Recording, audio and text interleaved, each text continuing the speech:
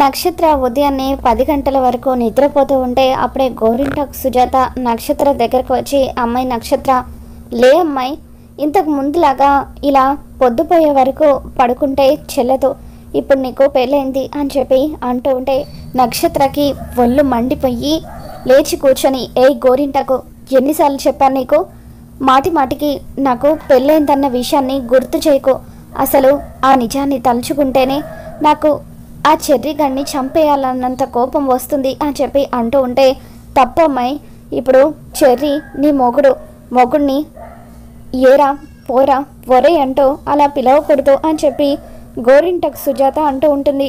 ఇక దాంతో నక్షత్ర, వాడు నా మొగుడు అవ్వడం ఏంటి, వాడితో నేనేమైనా ఇష్టపడి తాళి కట్టించుకున్నానా అని చెప్పి నక్షత్ర అంటూ ఉంటే అప్పుడు గోరింటాకు సుజాత, అయినా ఈ కోపం అంతా ఈరోజు రాత్రి గడిచే వరకే ఉంటుందిలే, ఈరోజు చెర్రీకి నీకు ఫస్ట్ నైట్ ఏర్పాటు చేశారు కదా, ఆ ఫస్ట్ నైట్ పూర్తయితే అప్పుడు చెర్రీ మీద నీకు ప్రేమ మొదలవుతుంది అని చెప్పి గోరింటాకు సుజాత అంటూ ఉంటుంది.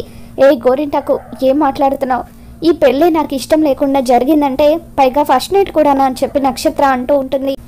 మా మమ్మీ ఎక్కడా అని చెప్పి నక్షత్ర పరిగెత్తుకుంటూ హాల్లోకి వచ్చి, మమ్మీ చూడు మమ్మీ, ఈ గోరింటాకు ఏం వాగుతుందో, ఈరోజు రాత్రి ఆ చెర్రీగాడికి నాకు ఫస్ట్ నైట్ అట అని చెప్పి అంటూ ఉంటే ఇకప్పుడు శరత్చంద్ర కూడా అక్కడే ఉండడంతో అపూర్వ ఏమీ మాట్లాడలేక, అంతే కదా బేబీ, ఇప్పుడు చెర్రీ నీ భర్త కదా, నీకు ఇష్టం ఉన్నా లేకపోయినా మీ ఇద్దరికి జరిగింది పెళ్ళే కాబట్టి సాంప్రదాయం ప్రకారం పెళ్ళైన తర్వాత జరగాల్సిన కార్యక్రమాలన్నీ కూడా జరిపించాలి కాబట్టి ఈరోజు రాత్రికి పంతులు గారు ముహూర్తం బాగుందని చెప్పారు, అందుకే మీ ఇద్దరికి ఫస్ట్ నైట్ ఏర్పాటు చేశామని చెప్పి అపూర్వ అంటూ ఉంటుంది. మమ్మీ నువ్వు కూడా ఏంటి మమ్మీ అని చెప్పి నక్షత్ర కోపంగా గదిలోకి వెళ్ళిపోతుంది. అప్పుడు అపూర్వ శరత్చంద్రతో, బావా అనుకోకుండా పెళ్ళి జరిగిపోయింది కదా, అందుకే నక్షత్ర అలా కోపంగా ఉంది, దానికి నేను నచ్చ చెబుతాను అని చెప్పి అపూర్వ గదిలోకి వచ్చాక నక్షత్రతో, బేబీ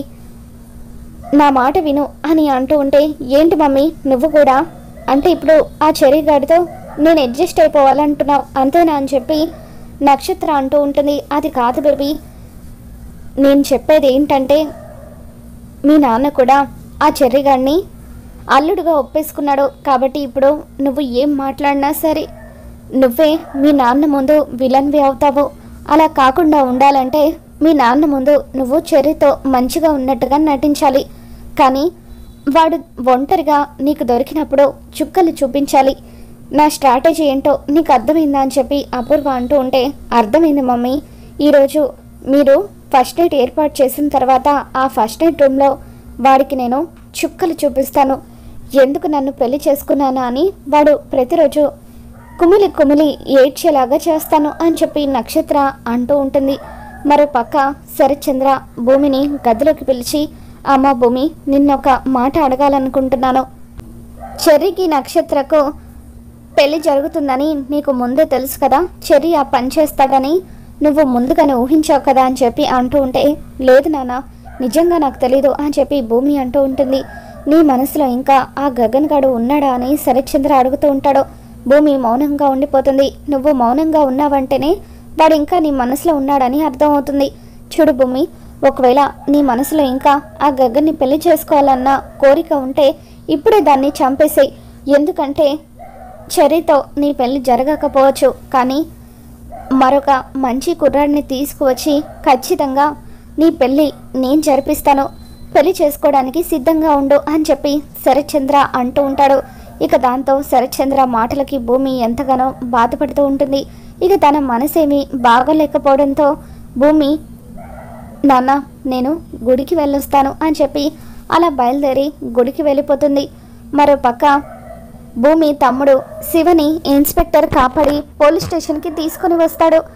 ఇక అప్పుడు శివ దగ్గర ఉన్న టెడ్డీబేర్ని చూస్తూ, ఏంటయ్యా ఈ టెడ్డీబేర్ని పట్టుకొని ఉదయం నుండి కనీసం దాన్ని ఎవరికీ కూడా ఇవ్వకుండా అంత జాగ్రత్తగా పట్టుకొని తిరుగుతున్నావు, అసలు ఏముందా టెడ్డీబేర్లో అని చెప్పి అంటూ ఉంటే, సార్ ఇది నేను మా అక్కకి ఇవ్వాలని రాజమండ్రి నుండి వచ్చాను, ఇది ఎలాగైనా మా అక్కకి ఇవ్వాల్సిందే అని చెప్పి శివ అంటూ ఉంటే, ఒకసారి ఆ టెడ్డీబేర్ ఇలా ఇవ్వు అని చెప్పి ఇన్స్పెక్టర్ అందులో ఏముందా అని చెక్ చేసేసరికి అందులో ఒక కెమెరా ఉంటుంది. ఆ కెమెరాలో శోభచంద్రను అపూర్వ అతి కిరాతకంగా చంపిన వీడియో అంతా కూడా రికార్డ్ అయి ఉంటుంది. ఆ వీడియోని చూడగానే ఇన్స్పెక్టర్ షాక్ అవుతూ ఇన్ని రోజులు శోభచంద్ర గారు అనుకోకుండా జరిగిన ప్రమాదంలో చనిపోయారని అందరూ అనుకున్నారు. కానీ ఆవిడది మర్డర్ కేసు అన్నమాట. ఈ విషయం వెంటనే శరత్చంద్ర గారికి చెప్పాలని శరత్చంద్రకి ఫోన్ చేస్తూ ఉంటే ఇక శరత్చంద్ర దేని గురించో తీవ్రంగా ఆలోచిస్తూ ఉంటే ఫోన్ ఎక్కడో దూరంగా పెట్టేసి ఉండడంతో శరత్చంద్ర ఫోన్ లిఫ్ట్ చేయలేదని చెప్పి ఆ ఇన్స్పెక్టర్ ఇప్పుడు ఏం చేయాలని ఆలోచిస్తూ ఉంటాడు. మరోపక్క టీవీలో భూమి ప్రోగ్రాం వస్తూ ఉండడంతో ఇక వెంటనే భూమిని టీవీలో చూసిన శివ అక్క టీవీలో కనిపిస్తుంది అని చెప్పి ఆ టెడ్డీ బేర్ తీసుకుని పరిగెత్తుకుంటూ డాన్స్ ప్రోగ్రాం జరిగిన ఆడిటోరియం దగ్గరికి వస్తాడు.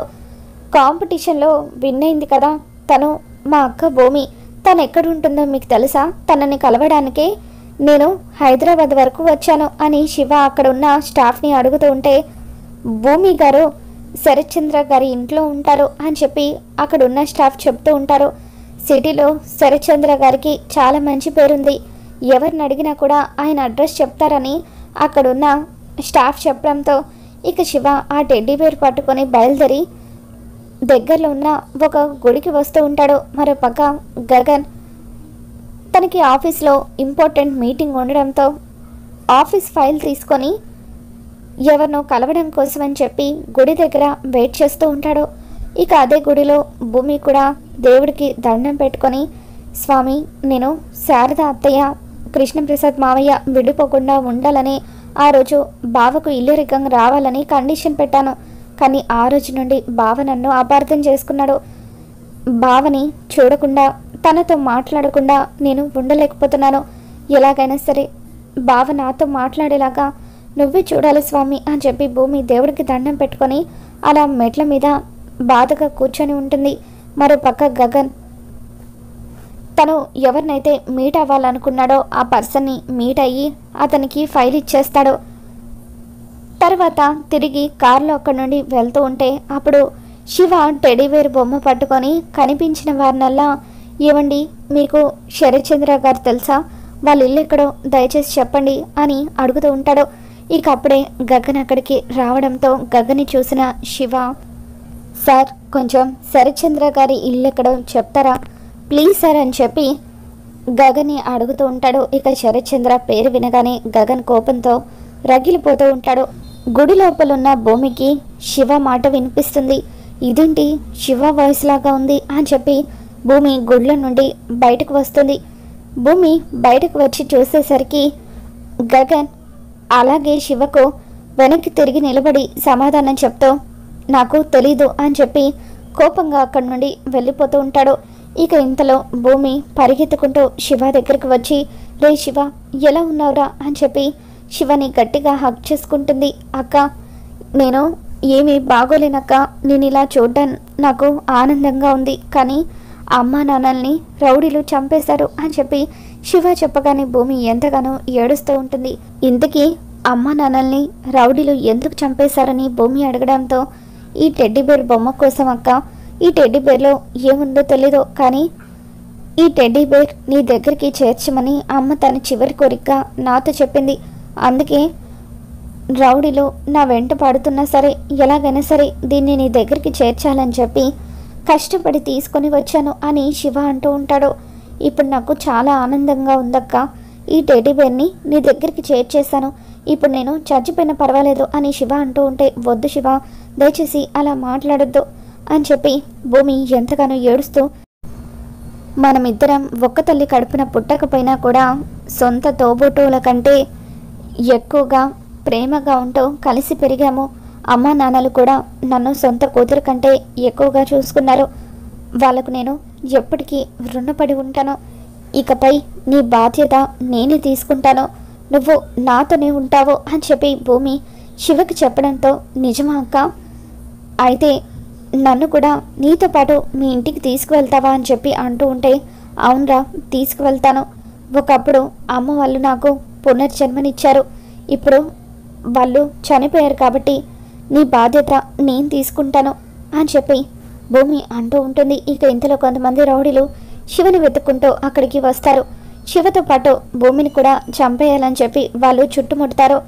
ఇక దాంతో భూమి శివ ఇద్దరు కూడా వాళ్ళ నుండి తప్పించుకుని వెళ్తూ ఉంటారు. సరిగ్గా అప్పుడే గగన్ అతన్ని చూస్తూ ఉంటే చాలా అమాయకుడిలాగా ఉన్నాడు. పాపం ఆ శరచంద్ర మీదున్న కోపాన్ని ఈ అబ్బాయి మీద చూపించడం ఎందుకు, అతన్ని అక్కడ డ్రాప్ చేస్తే సరిపోతుంది కదా అనుకుని గగన్ తిరిగి వెనక్కి వచ్చేసరికి శివ వెంట భూమి వెంట రౌడీలు పడుతూ ఉంటారు. దాంతో గగన్ రౌడీలందరినీ కూడా చితక్కొట్టి భూమిని శివని కాపాడుతాడు. చాలా థ్యాంక్స్ అండి, మీరే కనుక లేకపోతే నేను మా అక్క ఏమైపోయే వాళ్ళమో అని చెప్పి శివ అంటూ ఉంటాడు. శివ చేతిలో ఉన్న టెడ్డీ బేర్ వైపు గగన్ షాకింగ్గా చూస్తూ ఉంటాడు. ఈ టెడ్డీ బేర్ నీకెక్కడిది అని చెప్పి గగన్ ఆ టెడ్డీని చేత్తో పట్టుకొని ఎమోషనల్ అవుతూ ఉంటే అప్పుడు శివ, మా అక్క భూమి సరిగ్గా 20 ఏళ్ల క్రితం ఇదే టెడ్డీ బేర్లో మా అమ్మ నాన్నలకు దొరికింది. మా అమ్మ నాన్నలు చనిపోతూ చివరి కోరికగా ఈ టెడ్డీ బేర్ని మా అక్కకి ఇవ్వమని చెప్పారు. అందుకే ఆ టెడ్డీని మా అక్కకి ఇవ్వడానికి సిటీకి వచ్చాను. ఇంతలో ఎవరో రౌడీలు నన్ను చంపడానికి నా వెంట పడ్డారు అని అంటూ ఉంటే అప్పుడు గగన్ ఆ టెడ్డీ బేర్ బొమ్మని గుర్తుపట్టి, అంటే నా సిరిమువ్వవి నువ్వే అన్నమాట అని చెప్పి భూమిని గట్టిగా హగ్ చేసుకుంటాడు.